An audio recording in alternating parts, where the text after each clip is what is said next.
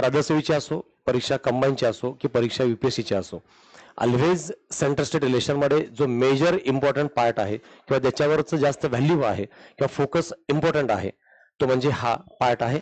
एक आंतरराज्य परिषद, दुसरा विभागीय परिषद आणि त्याच्यानंतर राजमन्नार आयोग, सरकारी आयोग आणि पुंछ आयोग, असं 5 घटक आहेत ज्यांचं विशेष इम्पॉर्टन्स आहे. आणि याप्रमाणे पाचीबद्दलचा पाठ आपल्याला एक एक सेक्शनच्या माध्यमातून बघता येतो.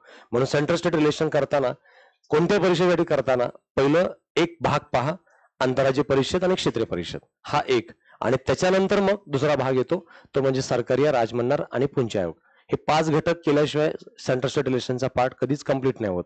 तर या पॉइंट ऑफ व्ह्यू आता अगोदर बघूयात आपण आंतरराज्य परिषद आणि विभागीय परिषद. आंतरराज्य परिषद इंटरस्टेट काउन्सिल आहे. इंटरस्टेट काउन्सिल आर्टिकल 263 मध्ये घटनात्मक संस्था आहे.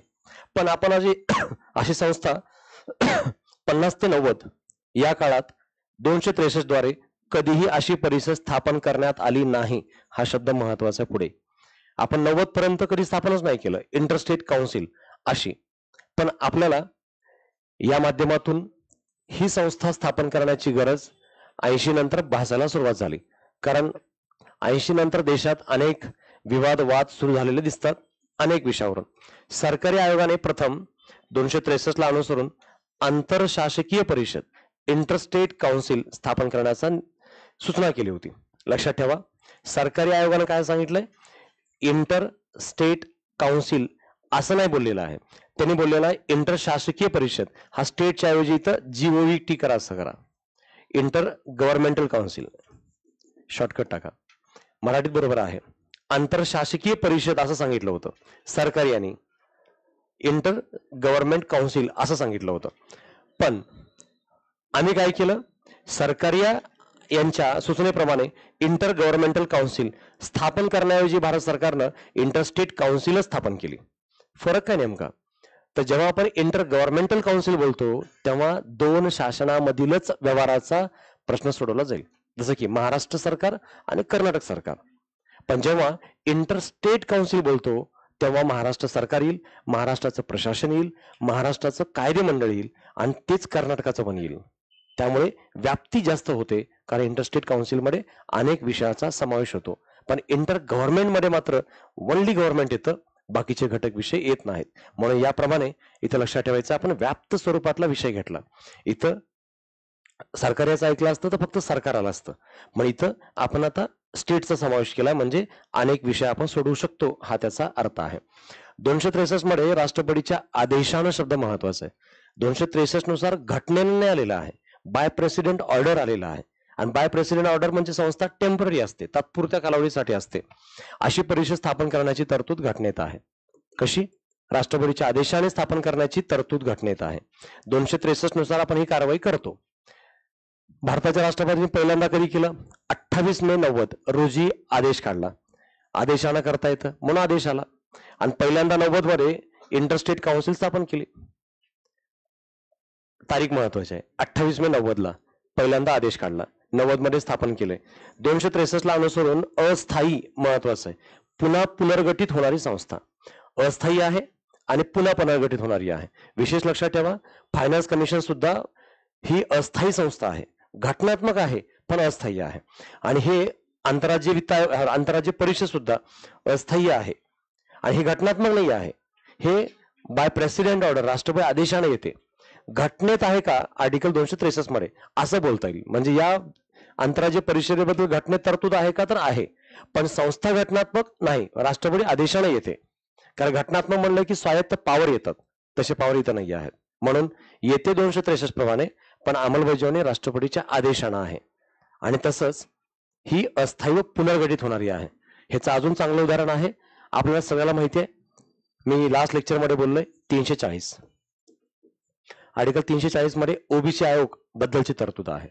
पण ओबीसी आयोग, काकासाहेब कालेलकर, मंडल आयोग हे सगळे आले, पण या 340 नुसार कसे आले, राष्ट्रपतीच्या आदेशानं आले होते, राष्ट्रपतीच्या आदेशानं. म्हणून काकासाहेब कालेलकर, मंडल आयोग आले गेले, त्याच्याबद्दलचं स्वायत्त स्थिर काम नाही झालं. म्हणून आम्ही 93 मध्ये कायद्याने आयोग स्थापन केला आणि आता 18 मध्ये तर घटनात्मक आणला, म्हणजे कॉन्स्टिट्युशनल बॉडी बनवली 338B मध्ये. म्हणजेच काय, घटनात्मक असणं आणि घटनेत असणं यामध्येही फरक आहे. हे घटनेत आहे.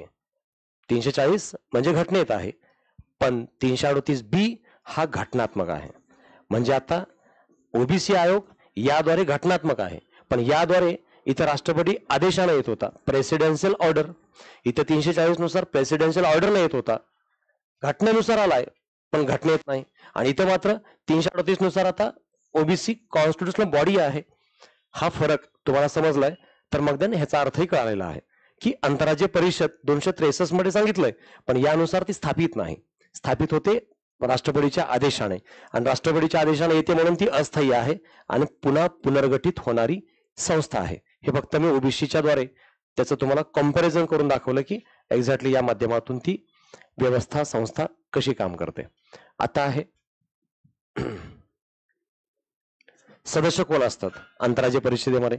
सर्व राज्याचे मुख्यमंत्री, सर्व केंद्रशासित प्रदेशातील, हा केंद्रशासित प्रदेशातील आहे, सीएम मुख्यमंत्री, सर्व राज्याचे मुख्यमंत्री, सर्व केंद्रशासित प्रदेशातील मुख्यमंत्री आणि सर्व केंद्रशासित प्रदेशातील प्रशासक. जिथे मुख्यमंत्री नाहीत तिथले प्रशासक. त्यानंतर राष्ट्रपती राजवट असलेल्या ठिकाणचे राज्यपाल, जिथं प्रेसिडेन्शियल रूल चालू आहे, आणीबाणी चालू आहे, तिथले राज्यपाल हे या ठिकाणी सदस्य असतील. आणि पाचवा, केंद्रीय गृहमंत्र्यासह 6 कॅबिनेट मंत्री, गृहमंत्र्यासह 6 कॅबिनेट मंत्री मिळून इथं सदस्य बनतात आणि ह्या सगळ्यांचं नॉमिनेशन पीएम करतात. म्हणजे कोण मंत्री घ्यायचे केंद्रातले हे पीएम निवडतील. असे हे 5 सदस्य या अंतर्गत येतात. इंटरस्टेट काउन्सिलची रचना कशी आहे? रचना अध्यक्ष आहेत पीएम, उपाध्यक्ष आहेत, असं पदच नाही आहे. इथे लक्षात ठेवा अध्यक्ष आणि उपाध्यक्ष मधला फरक. अध्यक्षच ऑलवेज अध्यक्ष असणार ते पीएम, पण उपाध्यक्ष पदच नाहीये या संस्थेमध्ये. इतर सदस्य वेळोवेळी निर्धारित केल्याप्रमाणे सदस्य वेळोवेळी जसं निर्धारित करू आपण, संख्याचं काही निश्चित नाही, कमी अधिक होते आहे, पण हे सगळे कसे आहेत? पदसिद्ध शब्द आहे. नोट्समध्ये करेक्ट करा, इथं मी करेक्ट केलेला आहे, तिथं चुकलेला शब्द आहे, प्रसिद्ध झालेला आहे. तर पदसिद्ध आहे, पदसिद्धच आहे ना? येस. तर पदसिद्ध म्हणजे काय? एक्स ऑफिशिओ आहेत. एक्स ऑफिशिओ म्हणजे इथले सदस्य निवडत नाही आपण, ऑलरेडी कोणीतरी आहे. कोणीतरी कोण आहे? इथं सीएम आहे, प्रशासक आहे, मंत्री आहे, त्याला डायरेक्ट आम्ही इथं एक्स ऑफिशिओ याप्रमाणे घेतो. आणि पीएम पण एक्स ऑफिशिओच आहेत, पीएम आहेत, त्यांना आम्ही इथं फक्त अध्यक्ष बनवलेला आहे. म्हणून हे लक्षात ठेवा यांची निवड करायची गरज पडत नाही. आणि ते एक्स ऑफिशिओ कोण कोण आहेत पहा.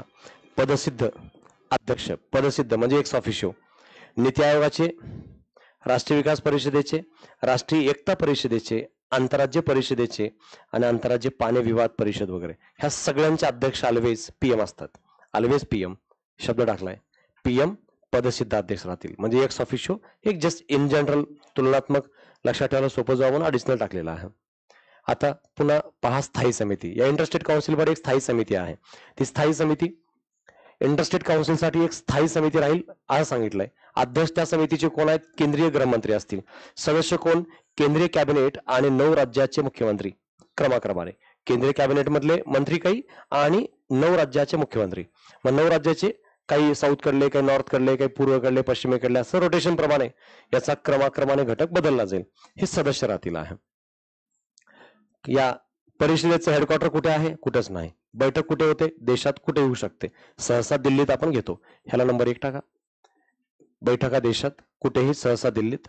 नंबर ह्याला 3 टाका. प्रत्येक वर्षात किमान 1 बैठक होणं अपेक्षित, बंधन नाही. घ्या, किमान 1 वर्षात घ्या, पण दरवर्षाला घेतलीच पाहिजे असं काहीही बंधन नाही. हे झाली ISC ची रचना. आता काय काम करते नेमकं इंटरस्टेट काउन्सिल? हे वादविवाद, प्रश्न, चौकशी, त्यावर सल्ला. सल्ला महत्वाचा आहे. हे निर्णय देत नाहीत, हे सल्ल्याचं काम करतात. कुठे? राज्यातलं. आपण काल पाहिलं, आपण काल पाहत होतो 131च्या वेळेला, आर्टिकल 131च्या वेळेस 131 मध्ये कॉन्स्टिट्युशनल आणि लिगल विषय होते.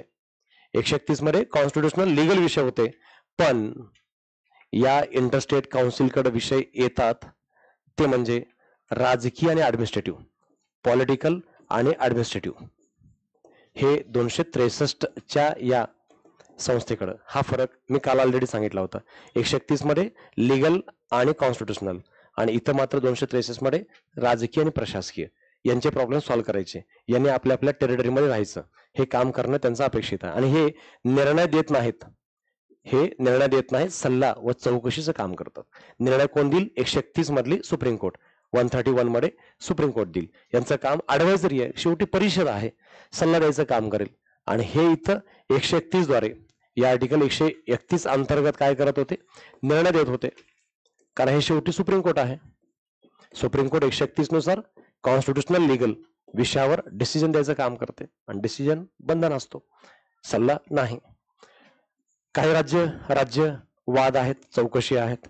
राज्य केंद्र समन्वय साधा. सेंट्रल स्टेटमध्ये अनेक वेळा ममता बॅनर्जी दिल्ली जमत नाही, अरविंद केजरीवाल दिल्ली जमत नाही, केरळ दिल्ली जमत नाही, पंजाब दिल्ली जमत नाही, हे वाद आहेत राज्यातले सेंटरचे. मग हे सोडवण्याचं काम करावं, संवाद साधण्याचं काम करावं, हा मूळ हेतू त्याचा मागचा आहे. साधन संपत्ती, अधिकार यांचं विकेंद्रीकरण, काही संपत्ती, काही मालमत्ता सगळं काही विशिष्ट राज्यातच चाललं असेल तर दुसऱ्या राज्यालाही मिळालं पाहिजे, या माध्यमातून त्याचं एक संतुलन व्हावं. राज्याला अधिक वित्तीय साधने मिळाली पाहिजे, मॅक्झिमम फायनान्शियल सोर्सेस. आणि राज्यानं मागितलं तरच केंद्राचे पोलीस सैन्य दल राज्यात पाठवावं, अन्यथा नाही, याबद्दलचा घटकही इथे मांडला गेलेला आहे. अशा प्रकारे या अंतर्गत ही परिषद नेमकं काय काम करते त्याचे घटक इथं फक्त एक नंबर लक्षात ठेवा. 10 ऑक्टोबर 90 पहिली आंतरराज्य परिषद आली, तेव्हा प्रधानमंत्री होते VP सिंग. एक त्याच्यानंतर महत्वाचं लक्षात ठेवा, अटल बिहारी वाजपेयी. 5, 6, 7, 8 4 परिषदा बोलवलेत अटल बिहारींनी, आणि सलग बोलवलेत, फक्त 2002 सोडून, 2002 ला सोडा, बाकी सगळे सर्वाधिक परिषदा अटल बिहारी वाजपेयींनी बोलवलेत 4. बाकी गुजरात याने 2, मनमोहन सिंगने 2, आपले नरेंद्र मोदी प्रधानमंत्री 2. या माध्यमातून इथे शेवटचे पण 2 लक्षात ठेवा. 16 आणि 17 मध्ये लास्ट कधी झालेत तर 16-17 मध्ये 2 आंतरराज्य परिषदा झालेल्या आहेत. एवढेच फक्त पॉईंट लक्षात ठेवा, बाकीच्या परिषदांची गरज नाही. इन केस एखादं जीके टाईप मध्ये काही आलंच तर आपल्याला ते लक्षात राहावं यासाठी. हे झालं आंतरराज्य परिषद. आंतरराज्यीय ऑल इंडियासाठी होती, आता विभागीय पर्टिक्युलर विभागासाठी, म्हणून ती डिव्हिजनल लेवलवरती कशी असेल, डिव्हिजनच्या पॉइंट ऑफ व्ह्यूनं. विभागीय परिषद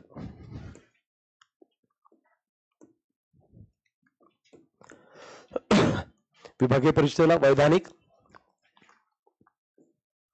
स्थान आहे, घटनात्मक नाही.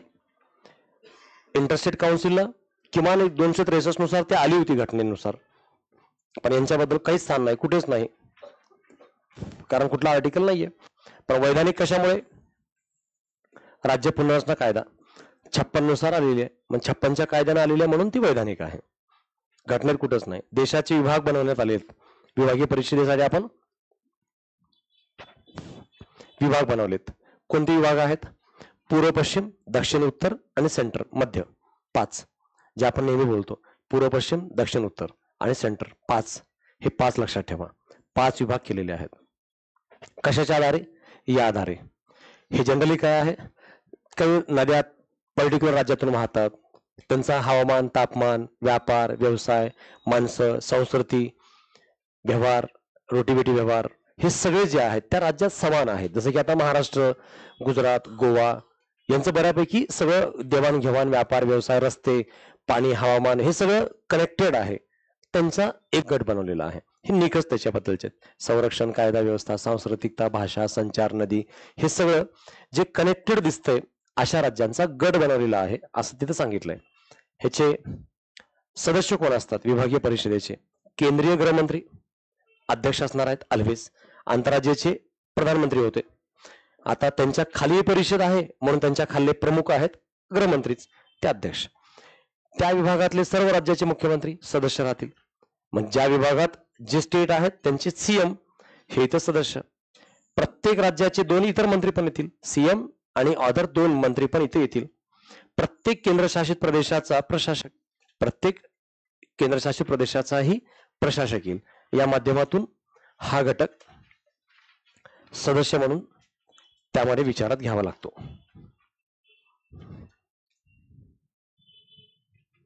उपाध्यक्ष कोण आहे? प्रत्येक मुख्यमंत्री आळीपाळीनं उपाध्यक्ष असतो, म्हणजे नावाला उपाध्यक्ष आहे, उपाध्यक्ष कधीच अध्यक्ष बनत नसतो. विभागीय परिषदेचा अध्यक्ष ऑलवेज गृहमंत्रीच राहील. कोणताही उपाध्यक्ष अध्यक्ष म्हणून कधी काम पाहू नाही शकत, कारण शेवटी दोन स्टेट आहेत, दोघं समान असतात, त्या दोघांपैकी एकाला अध्यक्ष बरोबर नाही वाटत, म्हणून ऑलवेज गृहमंत्री हे अध्यक्ष असतात. नावाला उपाध्यक्ष आहे. उपाध्यक्षाचं काम काय आहे? फक्त संयोजन, आयोजन, कार्यक्रमाचं नियोजन करणे, ह्या माध्यमातून तिथं पार्टी, खाणं पिणं, कार्यक्रम, बैठक ह्याचं नियोजन आहे. कारण शेवटी तिथं जो प्रोग्राम ठेवलाय त्याप्रमाणे त्यांची जबाबदारी येईल. हा हेतू उपाध्यक्षाचा आहे. कार्यकाल 1 वर्ष राहील. उपाध्यक्षाबद्दलची जबाबदारी, एवढा घटक लक्षात ठेवा. या व्यतिरिक्त सल्लागार म्हणून काम कोण करेल आहे? सल्लागार नियोजन आयोगाचे नामनिर्देशित केलेले सदस्य. नियोजन आयोग आता नीती आयोग. नीती आयोग नामनिर्देशित केलेले सदस्य म्हणजे त्यांनी नॉमिनेट केलेले जे काही सदस्य आहेत ते इथं या ठिकाणी ऍडवायझर म्हणून काम पाहतील. प्रत्येक विभागातील प्रत्येक राज्याचा मुख्य सचिव त्या विभागातला, मग महाराष्ट्राचे मुख्य सचिव तिथे ऍडवायझर असतील, राज्याचा विकास आयुक्त हाही तिथं ऍडवायझर असेल. याप्रमाणे हे तिथे सल्लादायी अशी भूमिका या 3च्या माध्यमातून लक्षात ठेवा.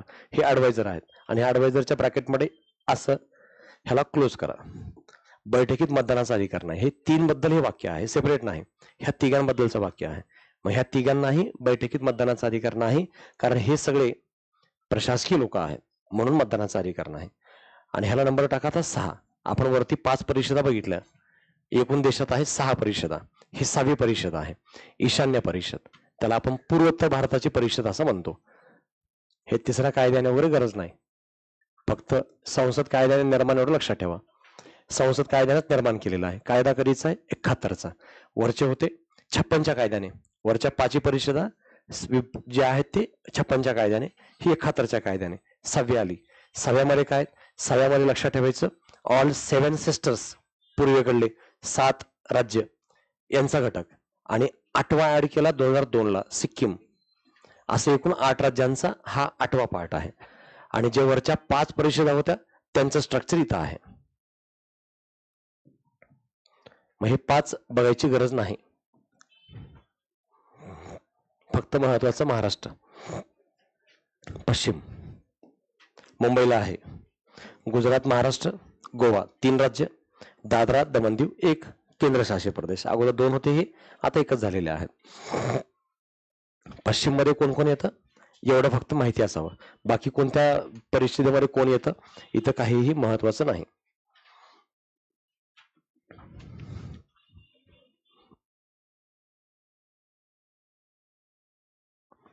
विभागीय परिषद नेमकं काय काम करते, त्यांचे उद्दिष्ट काय आहेत? भावनिक ऐक्य साधा त्या भागामध्ये, जसं की महाराष्ट्र गुजरात अनेक वाद चालू आहेत, तर ते इमोशनली पॉझिटिव्ह राहावं, एकत्र राहावं. भाषावाद नको, संकुचित वृत्ती नको, एकात्मता टिकवा, आर्थिक प्रगती करा, सुसूत्रता ठेवा, अलगतेचा प्रभाव दूर करा, म्हणजे आपण अलग आहोत अशी भावना नको त्यांच्यामध्ये. त्यासोबत राजकीय संतुलन साधा, वाद नको, महाराष्ट्र कर्नाटक चालू आहे त्याप्रमाणे. यशस्वी जलद गतीने प्रयत्न पूर्ण करा ते मोठ्या प्रकल्पाचे, जसं की नर्मदा प्रोजेक्ट आहे, अनेक वर्षापासून रखडलेला आहे. मग ते संवाद चांगला असेल तर ते प्रकल्प पूर्ण होतील. सामाजिक आर्थिक बद्दल तुम्ही चांगलं देवाणघेवाण किंवा सगळ्यांचा रेस्पेक्ट करा. याप्रमाणे ही घटक भूमिका हा या ठिकाणचा मूलभूत हेतू किंवा उद्देश आहे. तर हे याप्रमाणे इथपर्यंत सेंट्रल स्टेट रिलेशनचे 2 महत्वाच्या संस्था किंवा महत्वाचे घटक होते. एक आंतरराज्य परिषद आणि एक विभागीय परिषद. या 2 पैकी एकावर एखादा स्ट्रक्चर संरचनेच्या पॉइंट ऑफ व्ह्यू प्रश्न येतो, ह्याला व्यवस्थित लक्षात ठेवा, ज्यामुळे आपल्याला सेंट्रल स्टेट रिलेशनचे किमान 1 मार्क घेणं हे सोपं जाईल आहे.